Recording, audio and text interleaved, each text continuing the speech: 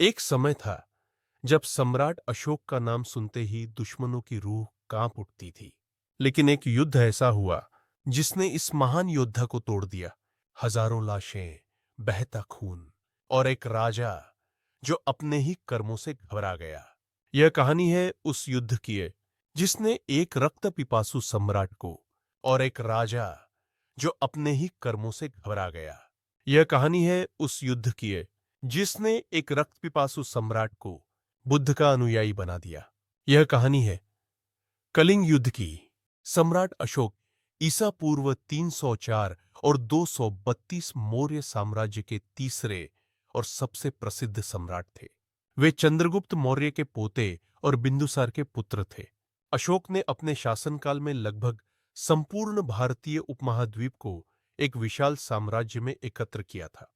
उनका शासनकाल ईसा पूर्व 268 से 232 तक माना जाता है।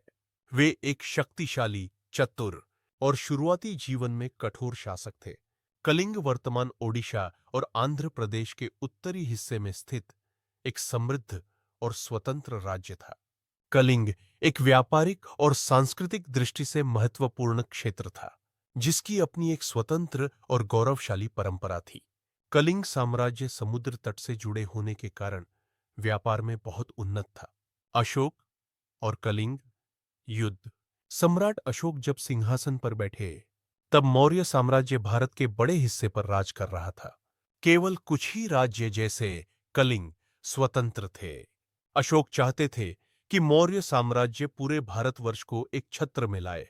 कलिंग साम्राज्य का स्वतंत्र रहना उनकी सत्ता के विस्तार में बाधा था।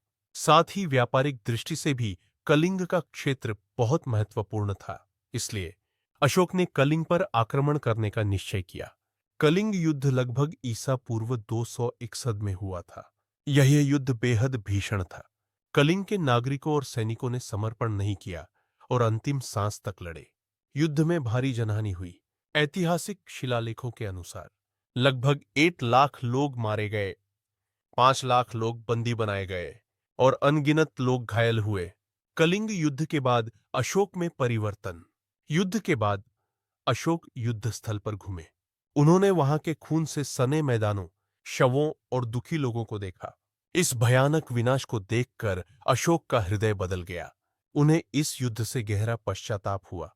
उन्होंने महसूस किया कि असली विजय युद्ध नहीं, बल्कि मानवता, दया और शांति में है। अशोक ने हिंसा और युद्ध को त्याग दिया। उन्होंने बौद्ध धर्म को अपनाया और जीवन भर अहिंसा, धर्म, सत्य और करुणा के प्रचार में लग गए। उन्होंने धम्म, बुद्ध का धर्म के सिद्धांतों को पूरे साम्राज्य में फैलाया। अशोक ने अपने राज्य में कई शिलालेख और स्तंभ बनवाए, जिन पर धर्म और नैतिकता के संदेश खुदवाए, जैसे हबकोम्मी जैसे अशोक स्तंभ, जो अब भारत का राष्ट्रीय चिन्ह है। उन्होंने पूरे भारत, श्रीलंका और दूसरे देशों में बौद्ध धर्म का प्रचार किया। अशोक के शासनकाल को भारतीय इतिहास में शांति और धर्म का स्वर्ण युग कहा जाता है। कलिंग युद्ध के विनाश को देखकर अशोक को गहरा धक्का लगा। उन्होंने महसूस किया कि हिंसा के मार्ग से न तो सच्चा सुख मिल सकता है और न ही स्थायी राज्य। युद्ध के बाद उन्होंने बुद्ध के सिद्धांतों को समझना शुरू किया। कुछ वर्षों के भीतर उन्होंने बौद्ध धर्म को औपचारिक रूप से स्वीकार कर लिया। उनके गुरु बने उपगुप्त नामक बौद्ध भिक्षु। अशोक ने स्वयं को धम्मशोक, धर्म का पालन करने वाला अशोक, कहना शुरू किया। अशोक ने एक व्यापक नीति अपनाई जिसे धम्म कहा गया।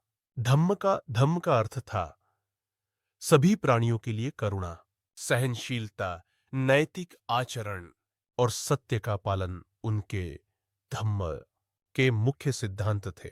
सभी धर्मों का सम्मान करना, माता-पिता, गुरुजनों और बुजुर्गों की सेवा करना, सत्य बोलना, हिंसा का परित्याग करना, जन कल्याण के कार्य करना। अशोक ने अपने पूरे साम्राज्य में धम्म महामात्र, धर्म अधिकारी नियुक्त किए। ये अधिकारी जनता में नैतिकता और धार्मिक सहिष्णुता का प्रचार करते थे। उन्होंने यात्राएं की, जगह जगह जाकर स्वयं उपदेश दिए। उन्होंने जलाशय, अस्पताल, सड़कें, विश्राम गृह और वृक्षारोपण जैसी सार्वजनिक सुविधाओं का निर्माण कराया। अशोक ने बौद्ध धर्म को केवल भारत में ही नहीं बल्कि विदेशों में भी फैलाया।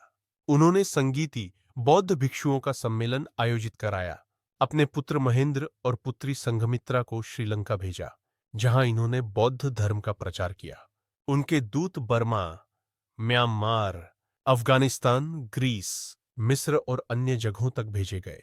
सम्राट अशोक ने अपने विचारों और आदेशों को प्रसारित करने के लिए पत्थरों और स्तंभों पर संदेश खुदवाए, जिन्हें अशोक शिलालेख और अशोक स्तंभ कहते हैं। ये शिलालेख प्राकृत भाषा और ब्राह्मी लिपि में लिखे गए थे। इनमें मानवता, अहिंसा, धार्मिक सहिष्णुता और नैतिकता की शिक्षा दी गई है। प्रसिद्ध स्तंभ है। सम्राट अशोक ने जीवन के अंतिम समय तक धर्म और कल्याण के कार्यों में अपना समय बिताया। यह माना जाता है कि अशोक ने मृत्यु के पूर्व तक बौद्ध धर्म का प्रसार करते हुए एक साधारण जीवन जिया। उनकी मृत्यु ईसा पूर्व 232 में हुई। उनकी मृत्यु के बाद मौर्य साम्राज्य धीरे धीरे कमजोर हो गया और करीब 50 वर्षों में समाप्त हो गया।